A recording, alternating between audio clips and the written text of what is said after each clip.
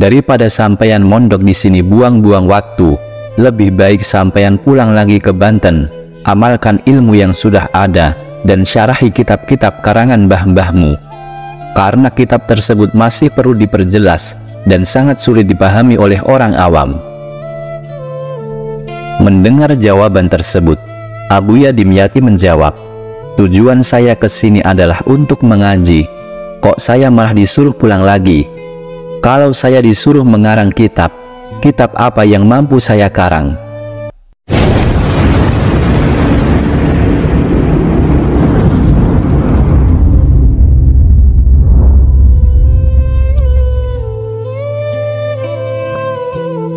Assalamualaikum warahmatullahi wabarakatuh. Sahabat Kalam Karomah yang dirahmati Allah, pada video kali ini kita akan membahas perjalanan hidup Kiai Haji Muhammad Dimyati. Kiai Haji Muhammad Dimyati atau dikenal dengan Abuya Dimyati adalah sosok yang karismatik. Beliau dikenal sebagai pengamal tarekat Syadziliyah dan melahirkan banyak santri berkelas. Mbah Dim, begitu orang memanggilnya. Beliau memiliki nama lengkap Muhammad Dimyati bin Syekh Muhammad Amin. Dikenal sebagai ulama yang sangat karismatik, muridnya ribuan dan tersebar hingga mancanegara. Abuya Dimyati orang Jakarta biasa menyapa. Dikenal sebagai sosok yang sederhana dan tidak kenal menyerah. Hampir seluruh kehidupannya didedikasikan untuk ilmu dan dakwah. Menelusuri kehidupan ulama Banten ini seperti melihat warna-warni dunia sufistik. Perjalanan spiritualnya dengan beberapa guru sufi seperti Kiai Dalhar Watu Congol. Perjuangannya yang patut diteladani bagi masyarakat Pandeglang Provinsi Banten. Mbah Dim, sosok sesepuh yang sulit tergantikan. Beliau lahir sekitar tahun 1919, dikenal pribadi bersahaja dan penganut tarekat yang disegani. Abuya Dimyati juga masyhur sebagai guru pesantren dan penganjur ajaran Ahlus Sunnah wal Jamaah.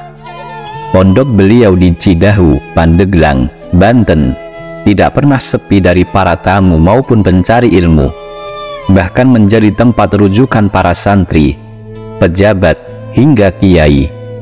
Semasa hidupnya, Abuya Dimyati dikenal sebagai gurunya dari para guru dan kiainya dari para kiai. Masyarakat Banten menjuluki beliau juga sebagai pakunya daerah Banten.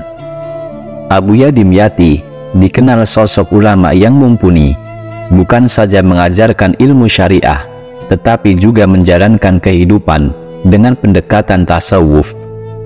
Abuya dikenal sebagai penganut tarekat Naqsabandiyah Qadiriyah. Tidak salah kalau sampai sekarang telah mempunyai ribuan murid. Mereka tersebar di seluruh penjuru tanah air, bahkan luar negeri. Sewaktu masih hidup, pesantrennya tidak pernah sepi dari kegiatan mengaji.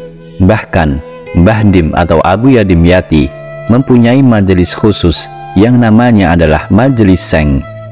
Hal ini diambil atau dijuluki seperti ini karena tiap dinding dari tempat pengajian sebagian besar terbuat dari seng. Di tempat ini pula Abuya Dimyati menerima tamu-tamu penting seperti pejabat, pemerintah maupun para petinggi negeri. Majelis Seng inilah yang kemudian dipakainya untuk pengajian sehari-hari semenjak kebakaran hingga sampai wafatnya. Sobat Kalam Karomah yang dimuliakan Allah, kita kembali ke masa kecil Kiai Haji Muhammad Dimyati. Kiai Haji Muhammad Dimyati atau yang kerap disapa dengan panggilan Abuya Dimyati atau Mbah Dim, lahir sekitar pada tahun antara 1919 hingga 1925 di Banten. Beliau merupakan putra dari pasangan Syekh Amin dan Hajah Ruqayyah. Sejak kecil, Abuya Dimyati sudah menampakkan kecerdasan dan kesalihannya. Beliau belajar dari satu pesantren ke pesantren lainnya, menjelajah tanah Jawa hingga ke Pulau Lombok untuk menuntut ilmu. Abuya Dimyati berguru pada ulama-ulama sepuh di tanah Jawa. Di antaranya adalah Abuya Abdul Karim, Abuya Mukri, Abuya Abdul Hamid, Mama Ahmad Bakri atau Mama Sempur, Mbah Dalhar Watu Congol, Mbah Nawawi Jejeran Jogja, Mbah Khozin Bendopare, Mbah Baydhawi Lasem, Mbah Ruqyat Kaliwungu, dan masih banyak lagi. Kesemua guru-guru beliau bermuara pada Syekh Nawawi Al-Bantani. Kata Abuya, para kiai sepuh tersebut adalah memiliki kriteria kekhilafahan atau mursyid sempurna. Setelah Abuya berguru, tak lama kemudian para kiai sepuh wafat. Beliau adalah sosok yang haus akan ilmu. Bahkan ketika telah berkeluarga dan memiliki putra, beliau tetap berangkat mondok bahkan bersama dengan putranya. Ketulusannya dalam menimba ilmu agama dan mensyiarkannya membawa beliau pada satu tingkatan di atas khalayak biasa. Bagi Abuya Dimyati, hidup adalah ibadah. Tidak salah kalau Kiai Haji Dimyati Rois Kaliwungu Kendal pernah menjelaskan bahwa belum pernah seorang kiai yang ibadahnya luar biasa seperti Abuya Dimyati. Menurutnya, selama mondok di Kaliwungu Kendal, Abuya Dimyati tidak pernah menyia-nyiakan waktu. Di sisi lain, ada sebuah kisah menarik. Ketika bermaksud mengaji kepada Kiai Haji Baydhawi Lasem, beliau bertemu dengannya. Abuya Dimyati malah disuruh pulang. Namun Abuya Dimyati justru semakin menggebu-gebu untuk menuntut ilmu. Sampai akhirnya kiai karismatik itu menjawab, "Saya tidak punya ilmu apa-apa." Sampai pada satu kesempatan Abuya Dimyati memohon diwarisi thariqah. Kiai Haji Baydhawi pun menjawab, "Mbah Dim, zikir itu sudah termaktub dalam kitab. Begitu pula dengan sholawat, silahkan memuat sendiri saja. Saya tidak bisa apa-apa, karena thariqah itu adalah sebuah wazifah atau sarana yang terdiri dari zikir dan sholawat." Jawaban tersebut justru membuat Abuya Dimyati penasaran. Untuk kesekian kalinya, dirinya memohon kepada Kiai Haji Baydhawi. Pada akhirnya, Kiai Haji Baydhawi menyuruh Abuya untuk sholat istikharah. Setelah melaksanakan sholat tersebut sebanyak 3 kali, akhirnya Abuya mendatangi Kiai Haji Baydhawi yang kemudian diijazahi thariqah Asyadziliyah. Disebutkan dalam satu riwayat, ketika bertemu dengan Kiai Haji Dalhar Watu Congol Magelang, Abuya Dimyati sempat kaget. Hal ini disebabkan selama 40 hari Abuya Dimyati tidak pernah ditanya bahkan dipanggil oleh Kiai Haji Dalhar. Tepat pada hari ke-40, Abuya Dimyati dipanggil oleh Mbah Dalhar. "Sampean jauh-jauh datang ke sini mau apa?" tanya Kiai Dalhar. Ditanya begitu, Abuya Dimyati pun menjawab, "Saya mau mondok Kiai." Kemudian Kiai Dalhar pun berkata, "Perlu sampean ketahui bahwa di sini tidak ada ilmu. Justru ilmu itu sudah ada pada diri sampean. Daripada sampean mondok di sini buang-buang waktu, lebih baik sampean pulang lagi ke Banten, amalkan ilmu yang sudah ada dan syarahi kitab-kitab karangan mbah-mbahmu. Karena kitab tersebut masih perlu diperjelas dan sangat sulit dipahami oleh orang awam." Mendengar jawaban tersebut, Abuya Dimyati menjawab, "Tujuan saya ke sini adalah untuk mengaji. Kok saya malah disuruh pulang lagi? Kalau saya disuruh mengarang kitab, kitab apa yang mampu saya karang?" Kemudian Kiai Dalhar memberi saran, "Baiklah, kalau sampeyan mau tetap di sini, saya mohon ajarkanlah ilmu sampeyan kepada santri-santri yang ada di sini, dan sampeyan jangan punya teman." Kemudian Kiai Dalhar memberi ijazah thariqah Syadziliyah kepada Abuya Dimyati. Ketika mondok di Watu Congol, Abuya Dimyati sudah diminta untuk mengajar oleh Mbah Dalhar. Satu kisah unik ketika Abuya Dimyati datang pertama ke Watu Congol, Mbah Dalhar memberi kabar kepada santri-santrinya bahwa besok akan datang kitab banyak. Dan hal ini terbukti mulai saat masih mondok di Watu Congol, sampai di tempat beliau mondok lainnya, hingga sampai Abuya Dimyati menetap. Beliau banyak mengajar dan mengorek kitab-kitab. Di Pondok Bendo Pari Kediri, Abuya Dimyati lebih dikenal dengan sebutan Mbah Dim Banten, karena kewirausahaannya di setiap pesantren yang disinggahinya selalu ada peningkatan santri mengaji. Kekuatan hati dan ketekunan beliau akhirnya mengantarkan beliau menjadi seorang ulama besar dan saleh, serta disegani para ulama di seluruh Nusantara. Karena itu, tidak berlebihan apabila kepopuleran Abuya Dimyati setara dengan Abuya Bustami Cisantri dan Kiai Munfasir Ciomas. Abuya Dimyati adalah tokoh yang senantiasa menjadi pusat perhatian, yang justru ketika beliau lebih ingin menyedikitkan bergaul dengan makhluk demi mengisi sebagian besar waktunya dengan mengaji dan bertawajuh ke hadratillah. Abuya Dimyati merintis pesantren di desa Cidahu, Pandeglang, Banten sekitar tahun 1965 dan telah banyak melahirkan ulama-ulama ternama seperti Habib Hasan bin Ja'far As-Segaf yang sekarang memimpin Majelis Nurul Mustafa di Jakarta. Dalam bidang tasawuf, Abuya Dimyati menganut thariqah Qadiriyah wa Naqsyabandiyah dari Syekh Abdul Halim Kalahan. Tetapi praktek suluk dan tarekat kepada jamaah-jamaah Abuya Dimyati hanya mengajarkan thariqah Syadziliyah dari Syekh Dalhar Watu Congol Magelang. Itu sebabnya dalam perilaku sehari-hari beliau tampak tawadhu, zuhud, dan ikhlas. Banyak dari beberapa pihak maupun wartawan yang coba untuk mempublikasikan kegiatannya di pesantren selalu ditolak dengan halus oleh Abuya Dimyati. Begitupun ketika beliau diberi sumbangan oleh para pejabat, selalu ditolak dan dikembalikan sumbangan tersebut. Hal ini pernah menimpa Mbak Tutut atau anak mantan Presiden Soeharto yang memberi sumbangan sebesar 1 miliar, tetapi oleh Abuya Dimyati dikembalikan. Abuya Dimyati merupakan sosok yang bersahaja, menjauhi keduniawian, wirangi atau hati-hati dalam bicara, konsisten dalam perkataan dan perbuatan, ahli sedekah, puasa, humanis, makan seperlunya ala kadarnya seperti yang dicontohkan Nabi Muhammad SAW, dan penuh kasih sayang terhadap umat.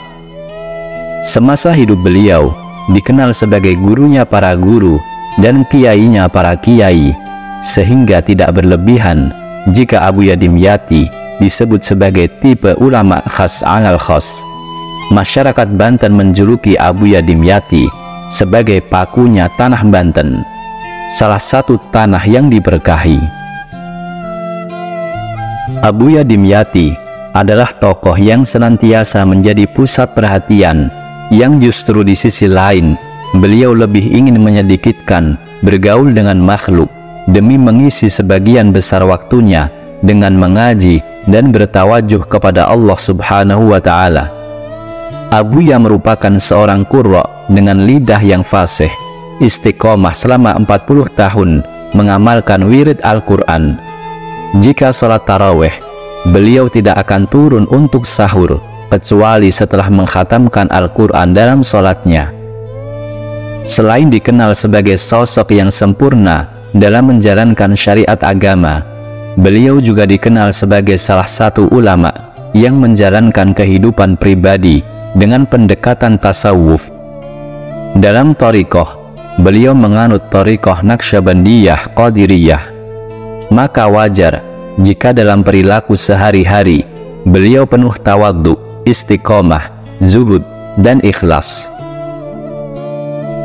Walau dalam thariqah beliau menganut thariqah Naqsyabandiyah Qadiriyah, secara pengamalannya beliau menempuh cara yang unik. Secara tegas beliau mengatakan, jalan saya adalah ngaji, sebagaimana yang dijelaskan dalam Al-Quran. Ya ayyuhalladzina amanu idza qila lakum tafassahu fil majalis fafsahu yafsahillahu lakum wa idza qila anshuzu fanshuzu yarfa'illahu alladhina amanu minkum walladhina utul ilma darajat wallahu bima ta'amaluna khabir. Wahai orang-orang yang beriman, apabila dikatakan kepadamu, berilah kelapangan di dalam majelis-majelis, maka lapangkanlah, niscaya Allah akan memberi kelapangan untukmu. Dan apabila dikatakan, berdirilah kamu, maka berdirilah, niscaya Allah akan mengangkat derajat orang-orang yang beriman di antaramu, dan orang-orang yang diberi ilmu beberapa derajat, dan Allah maha teliti apa yang kamu kerjakan. Sebab tinggi rendahnya derajat keulamaan seseorang bisa dilihat dari bagaimana ia memberi penghargaan terhadap ilmu. Sebagai sarana diwariskannya ilmu dengan mengaji sunnah dan keteladanan Nabi Muhammad SAW diajarkan dan diturunkan. Melalui mengaji, tradisi para sahabat dan tabi'in diwariskan. Ahmad Munir berpendapat bahwa ilmu adalah suatu keistimewaan yang menjadikan manusia unggul atas makhluk lain guna menjalankan fungsi kekhalifahannya. Saking pentingnya mengaji, Abuya Dimyati sering mengingatkan untuk tidak meninggalkannya. Jangan sampai mengaji ditinggalkan karena kesibukan lain atau karena umur. Dalam mendidik anak-anaknya, Abuya Dimyati menghukumi fardu ain bagi putra-putrinya dalam urusan mengaji. Beliau tidak akan memulai suatu majelis ilmu dan sholat jamaah kecuali semua anak-anaknya hadir dalam majelis dan shaf sholat. Jika belum datang, maka kentongan sebagai isyarat waktu sholat pun dipukul lagi berkali-kali sampai semua hadir dan sholat jamaah pun dimulai. Sobat Kalam Karomah yang dimuliakan Allah, di balik kemasyhuran nama Abuya Dimyati, beliau adalah orang yang sederhana dan bersahaja. Kalau melihat wajah beliau terasa ada perasaan adem dan tentram di hati orang yang melihatnya.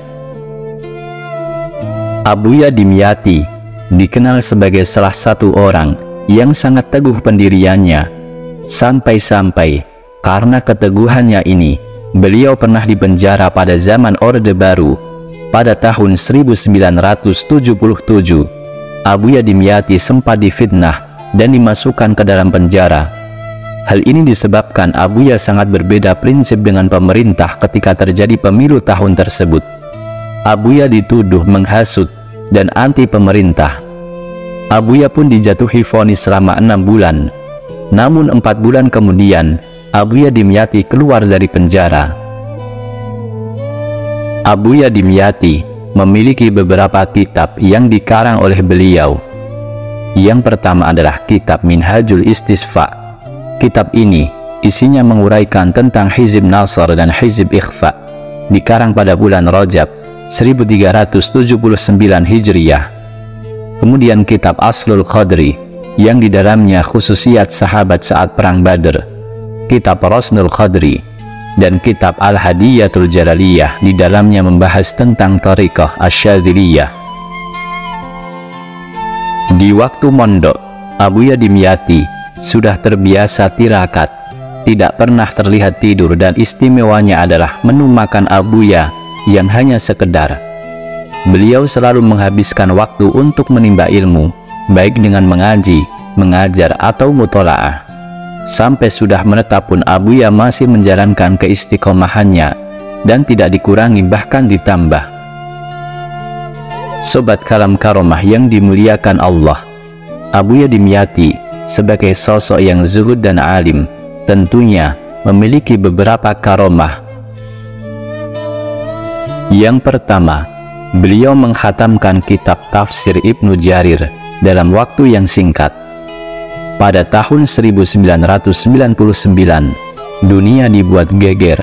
Seorang kiai membacakan kitab tafsir Ibnu Jarir yang tebalnya 30 jilid. Banyak yang tidak percaya si pengajar dapat merampungkannya. Tapi berkat ketelatenan Abuya, pengajian itu dapat khatam tahun 2003. Beliau membacakan tafsir Ibnu Jarir itu setelah khatam 4 kali membacakan tafsir Ibnu Katsir yang 4 jilid. Karomah yang kedua, beliau berziarah di Baghdad setiap malam Jumat. Kisah karomah Abuya Dimyati Rais Banten ini berawal dari seorang kiai dari Jawa yang pergi ke makam Syekh Abdul Qadir Al-Jailani di Baghdad, Irak. Karena ketika itu, kiai tersebut merasa sangat bangga karena banyak kiai di Indonesia, paling jauh mereka ziarah adalah makam Nabi Muhammad SAW. Akan tetapi, dia dapat menziarahi sampai ke makam Syekh Abdul Qadir Al-Jailani. Ketika sampai di makam tersebut, maka penjaga makam bertanya kepadanya, "Anda dari mana?" Si kiai menjawab, "Dari Indonesia." Maka penjaganya pun langsung bilang, "Oh, di sini pada setiap malam Jumat ada seorang ulama Indonesia yang kalau datang ziarah hanya duduk saja di depan makam beberapa waktu. Namun, peziarah-peziarah lain akan ikut diam demi menghormati beliau. Setelah beliau mulai membaca Al-Quran, baru para peziarah lain akan meneruskan bacaan mereka sendiri-sendiri." Mendengar hal itu, kiai tadi pun kaget dan berniat untuk menunggu sampai malam Jumat agar tahu siapa sebenarnya ulama tersebut. Ternyata pada hari yang ditunggu-tunggu, ulama tersebut adalah Abuya Dimyati Rais Banten.